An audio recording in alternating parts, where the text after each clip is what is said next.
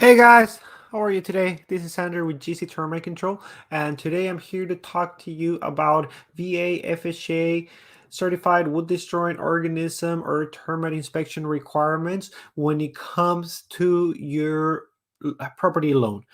So, when you're purchasing or refinancing a property with either a VA or an FHA loan, which are government subsidized loans, they have some additional requirements that conventional loans don't have.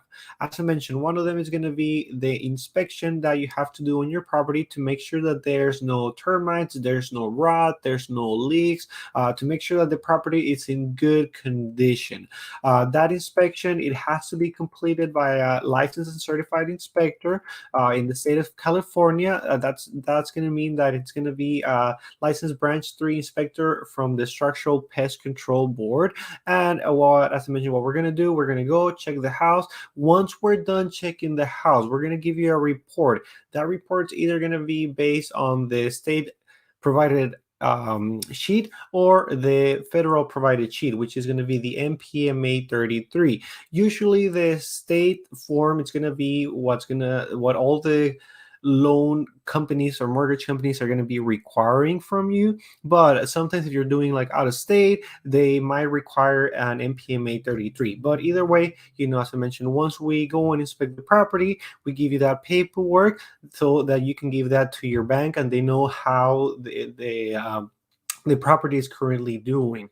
One of the things, if there is any findings on your property, if you do have termites or if you do have rots or if there is a roof leak, they have to be addressed before your property gets certified. So that means that your loan might have to wait a little bit till you fix the areas. So if you have termite, you got to replace the wood, you got to treat the area. That's going to mean either a local treatment or a fumigation or an orange oil treatment, depending on what's going on and what is your preference.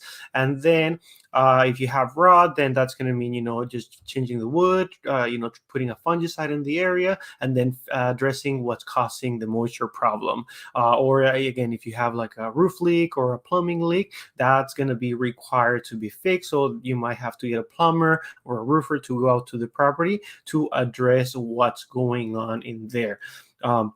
Once those areas get completed, if you do have anything going on in the house, which usually properties, unless it's a really new house, they're gonna have something in the house.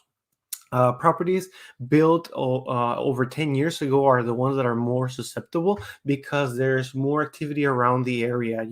The more houses are going to have them, the fences are going to have them, the trees are going to have them, so it's more likely to get activity. But again, you can see them anywhere. I have some houses that were built a couple years ago. I went out to inspect them and they had some termites in the attic. What sometimes could happen is, when you purchase, when they're building the house, there might be some because the lumber stays so long on the outside, some termites might get into the lumber before they actually build the house. So once they build it, they're kind of built with the termites.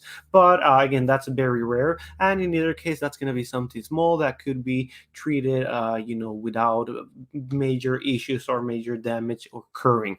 But yeah, more likely than not, you're going to have to do a little bit of maintenance.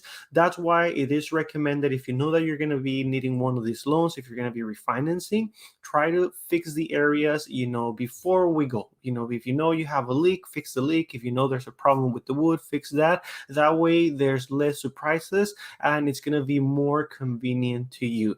And yeah, once everything gets resolved, we give you a notice of completion, which is going to state what was fixed on the house, and then that's going to have the certification verbiage, which it's going to be able to clear the house. And that's going to be the requirement for the loan, to make sure, as I mentioned, that there's nothing really wrong going on the property.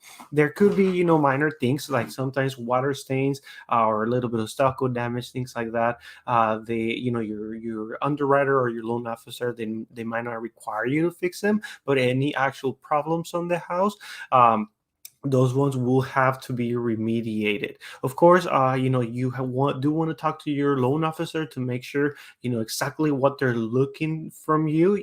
We do the inspection, we let you know exactly what's going on the property, but every loan is different. Well, this information that I'm giving you, it's general information. That's usually the case.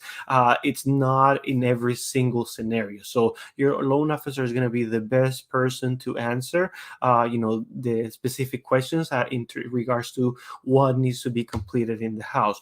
Also, just so you know, if you do have major damage, because what happens is a lot of people, they do the refinance on the house to try to fix the house. If they know that they have problems in there, but then that means they don't necessarily have the money to fix it.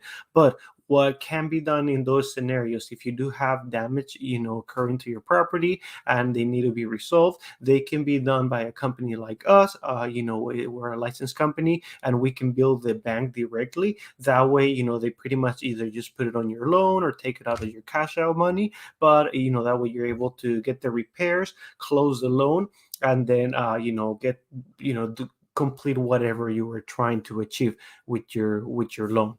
um in the loans, there is a couple of findings that are going to be, or in the inspection there's going to be a couple types of findings, as I mentioned, that are going to be important to you, which is going to be section 1 and section 2 items. Section 1 items are going to be items that they're active infestations on the property. It's damage from an active infestation or an infestation in general.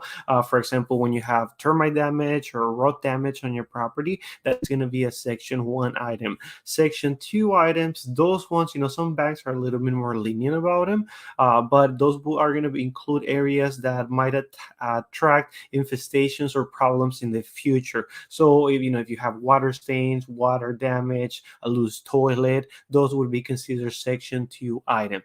So yes, I mentioned those are usually the ones that the banks are going to require more. So section 1 items, those are the most important ones. Sometimes section 2 items, they just let them slide. They're not, as I mentioned, a problem at this point, but they're still highly recommended in the future, and more if you know that you have the problem, to try to fix them. That way they don't become an actual problem or a structural issue in your house.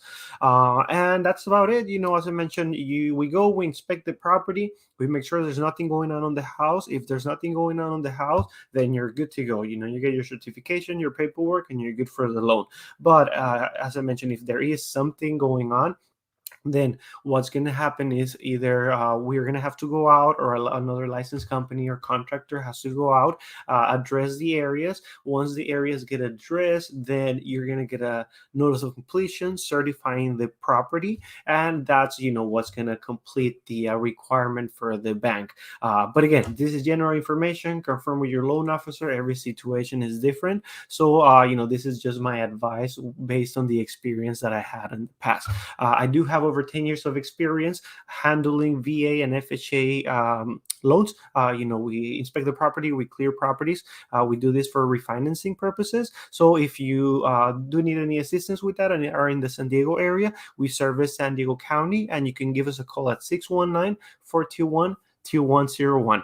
And of course, if you do have any questions or concerns, comments, anything at all, you can give us a call, or you can leave us a message down below, and we will get back to you as soon as possible.